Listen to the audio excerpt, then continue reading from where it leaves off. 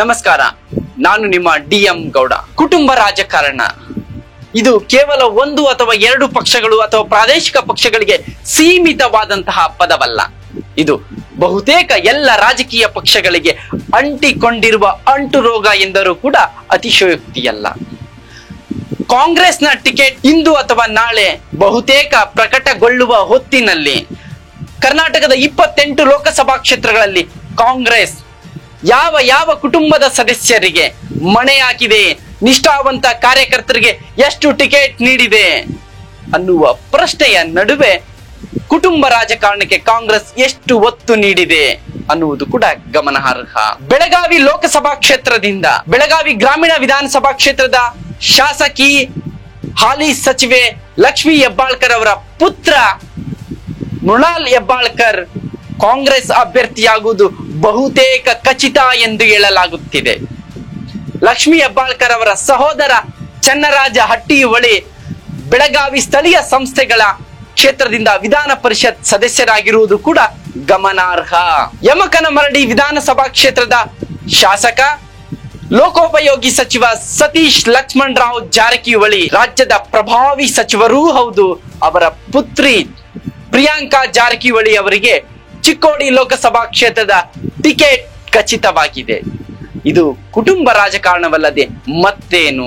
ಬಾಗಲಕೋಟೆ ಲೋಕಸಭಾ ಕ್ಷೇತ್ರದಿಂದ ಸಕ್ಕರೆ ಸಚಿವ ಶಿವಾನಂದ ಪಾಟೀಲ್ ಅವರ ಪುತ್ರಿ ಸಂಯುಕ್ತ ಪಾಟೀಲ್ ಅವರಿಗೆ ಟಿಕೆಟ್ ಖಚಿತ ಎಂದು ಹೇಳಲಾಗುತ್ತಿದೆ.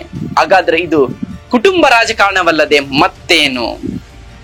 ಬಾಗಲಕೋಟೆ ಲೋಕಸಭಾ ಕ್ಷೇತ್ರ ವ್ಯಾಪ್ತಿಯ ಯಾವುದಾದರೊಬ್ಬ ನಿಷ್ಠಾವಂತ ಕಾರ್ಯಕರ್ತರಿಗೆ ಟಿಕೆಟ್ ನೀಡಬಹುದಿತ್ತಲ್ಲ ಅನ್ನುವ ಪ್ರಶ್ನೆ ಬಾಗಲಕೋಟೆಯ ಮತದಾರರಲ್ಲಿ ಕಾಡ್ತಾ ಇದೆ. ಬೀದರ್ ಲೋಕಸಭಾ ಕ್ಷೇತ್ರದಿಂದ ಹಾಲಿ ಅರಣ್ಯ ಸಚಿವ ಈಶ್ವರ್ ಖಂಡ್ರೆ ಅವರ ಪುತ್ರ ಸಾಗರ್ ಖಂಡ್ರೆ ಮತ್ತು ಮಾಜಿ ಸಚಿವ ಹುಮ್ನಾಬಾದ್ ಕ್ಷೇತ್ರದ ಮಾಜಿ ಶಾಸಕ ರಾಜಶೇಖರ್ ಪಾಟೀಲ್ ಅವರಿಗೆ ಟಿಕೆಟ್ ಇಬ್ಬರಲ್ಲಿ ಒಬ್ಬರಿಗೆ ಟಿಕೆಟ್ ಸಿಗುವ ಸಾಧ್ಯತೆ ದಟ್ಟವಾಗಿದೆ. ಇಬ್ಬರಿಗೂ ಟಿಕೆಟ್ ನೀಡಿದರೂ ಕೂಡ ಇಬ್ಬರಿಗೂ ಕೂಡ ಕುಟುಂಬ ರಾಜಕಾರಣದ ಬಹುದೊಡ್ಡ ಹಿನ್ನೆಲೆ ಇದೆ ಬೀದರ್ ಲೋಕಸಭಾ ಕ್ಷೇತ್ರ ವ್ಯಾಪ್ತಿಯಲ್ಲಿ.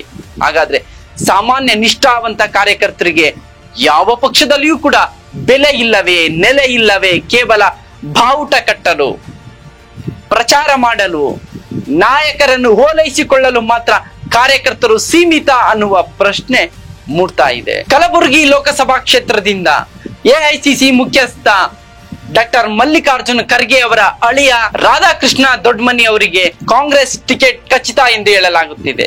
ಖರ್ಗೆ ಅವರ ಪುತ್ರ ಪ್ರಿಯಾಂಕ ಖರ್ಗೆ ಸಿದ್ದರಾಮಯ್ಯನವರ ಸರ್ಕಾರದಲ್ಲಿ ಪ್ರಭಾವಿ ಸಚಿವರಿದ್ದಾರೆ.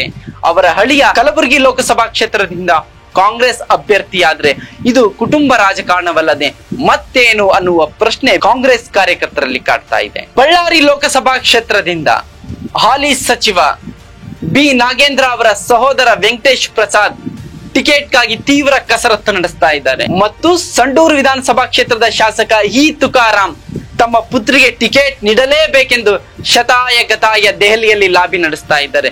ಈ ಇಬ್ಬರಿಗೂ ಟಿಕೆಟ್ ನೀಡಿದ್ರು ಕೂಡ ಕುಟುಂಬ ರಾಜಕಾರಣವಲ್ಲದೆ ಮತ್ತೇನು?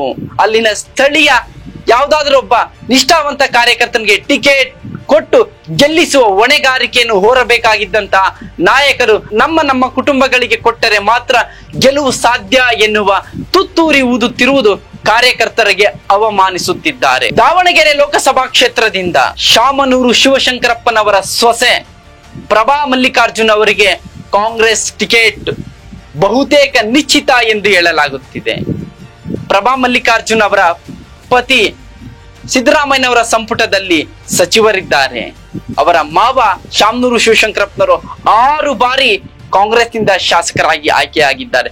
ಮತ್ತೆ ಅವರ ಸೊಸೆಗೆ ದಾವಣಗೆರೆ ಲೋಕಸಭಾ ಕ್ಷೇತ್ರದಿಂದ ಟಿಕೆಟ್ ನೀಡುವುದು ಖಚಿತವಾಗುತ್ತಿದೆ. ಇದು ಕುಟುಂಬ ರಾಜಕಾರಣವಲ್ಲದೆ ಮತ್ತೇನು? ಸದಾ ವೀರಶೈವ ಲಿಂಗಾಯತ ಸಮುದಾಯದ ಬಗ್ಗೆ, ಆ ಸಮುದಾಯದ ಕಾಳಜಿ ಬಗ್ಗೆ ಮಾತನಾಡುವ ಹಿರಿ ವಯಸ್ಸಿನ ಶಾಮನೂರು ಶಿವಶಂಕರಪ್ಪನವರು ತಮ್ಮದೇ ಸಮುದಾಯದ ಕಟ್ಟ ಕಡೆಯ ಒಬ್ಬ ವ್ಯಕ್ತಿಗೆ ಟಿಕೆಟ್ ನೀಡಿ ಗೆಲ್ಲಿಸುವ ಹೊಣೆಯನ್ನು ಹೊರಬೇಕಾಗಿದ್ದ ವ್ಯಕ್ತಿ ಕುಟುಂಬ ರಾಜಕಾರಣಕ್ಕೆ ಜೋತು ಬಿದ್ದಿದ್ದು ಮಾತ್ರ ಆ ಸಮುದಾಯಕ್ಕೆ ಮತ್ತು ಕಾಂಗ್ರೆಸ್ ಕಾರ್ಯಕರ್ತರಿಗೆ ಮಾಡುವ ಬಹುದೊಡ್ಡ ದ್ರೋಹ. ಮಂಡ್ಯ ಲೋಕಸಭಾ ಕ್ಷೇತ್ರದಿಂದ ಸ್ಟಾರ್ ಚಂದ್ರು ಎನ್ನುವ ಉದ್ಯಮಿಗೆ ಕಾಂಗ್ರೆಸ್ ಟಿಕೆಟ್ ಅನೌನ್ಸ್ ಮಾಡಿದೆ. ಯಾರು ಈ ಸ್ಟಾರ್ ಚಂದ್ರು? ಹೊಸಕೋಟೆ ವಿಧಾನಸಭಾ ಕ್ಷೇತ್ರದ ಕಾಂಗ್ರೆಸ್ ಶಾಸಕ ಶರತ್ ಬಚ್ಚೇಗೌಡ ಅವರ ಮಾವನ ತಮ್ಮ ಸ್ಟಾರ್ ಚಂದ್ರು ಅವರ ಅಣ್ಣ ಪುಟ್ಟಸ್ವಾಮಿ ಗೌಡ ಗೌರಿಬಿದನೂರು ವಿಧಾನಸಭಾ ಕ್ಷೇತ್ರದ ಪಕ್ಷೇತರ ಶಾಸಕ. ಇದು ಕುಟುಂಬ ರಾಜಕಾರಣವಲ್ಲದೆ ಮತ್ತೇನು ಅನ್ನುವ ಪ್ರಶ್ನೆ ಮಂಡ್ಯ, ಹೊಸಕೋಟೆ, ಗೌರಿಬಿದನೂರು ವಿಧಾನಸಭಾ ಕ್ಷೇತ್ರದಲ್ಲಿ ಹರಿದಾಡ್ತಾ ಇದೆ. ಬೆಂಗಳೂರು ಗ್ರಾಮೀಣ ಲೋಕಸಭಾ ಕ್ಷೇತ್ರದಿಂದ ಕಾಂಗ್ರೆಸ್ 4ನೇ ಬಾರಿ ಡಿಕೆ ಸುರೇಶ್ ಅವರಿಗೆ ಟಿಕೆಟ್ ಘೋಷಣೆ ಮಾಡಿದೆ. ಸ್ಪರ್ಧಿಸುವುದು ಕೂಡ ಖಚಿತವಾಗಿದೆ. ಹಾಗಾದ್ರೆ ಇದು ಕುಟುಂಬ ರಾಜಕಾರಣವಲ್ಲದೆ ಮತ್ತೇನು? ಅವರ ಹಿರಿಯ ಸಹೋದರ ಡಿಕೆ ಶಿವಕುಮಾರ್ ಸಿದ್ದರಾಮಯ್ಯನವರ ಸಂಪುಟದಲ್ಲಿ ಪ್ರಭಾವಿ ಸಚಿವರು ಹೌದು, ಉಪಮುಖ್ಯಮಂತ್ರಿಗಳು ಹೌದು, ಕರ್ನಾಟಕ ಪ್ರದೇಶ ಕಾಂಗ್ರೆಸ್ ಸಮಿತಿಯ ಅಧ್ಯಕ್ಷರೂ ಹೌದು. ಇದು ಕುಟುಂಬ ರಾಜಕಾರಣವಲ್ಲದೆ ಮತ್ತೇನು? ಎಲ್ಲ ಪಕ್ಷಗಳಲ್ಲಿ ಕಾಂಗ್ರೆಸ್, ಬಿಜೆಪಿ, ಜೆಡಿಎಸ್ ಈ 3 ಪಕ್ಷಗಳಲ್ಲಿ ಕುಟುಂಬ ರಾಜಕಾರಣದ ಹೊರತಾಗಿ ಸಾಮಾನ್ಯ ಕಾರ್ಯಕರ್ತರಿಗೆ ಯಾವ ಹುದ್ದೆಗಳನ್ನು ಇವರು ನೀಡಿದ್ದಾರೆ, ಯಾವ ಸ್ಥಾನಮಾನಗಳನ್ನು ಸಾಮಾನ್ಯ ಕಾರ್ಯಕರ್ತರಿಗೆ ನೀಡಿದ್ದಾರೆ ಎನ್ನುವ ಪ್ರಶ್ನೆಗೆ ರಾಜ್ಯದ ಜನ, ಆಯಾ ಪಕ್ಷಗಳ ನಿಷ್ಠಾವಂತ ಸಕ್ರಿಯ ಕಾರ್ಯಕರ್ತರೇ ಯೋಚಿಸುವ ಸಮಯ ಬಂದಿದೆ.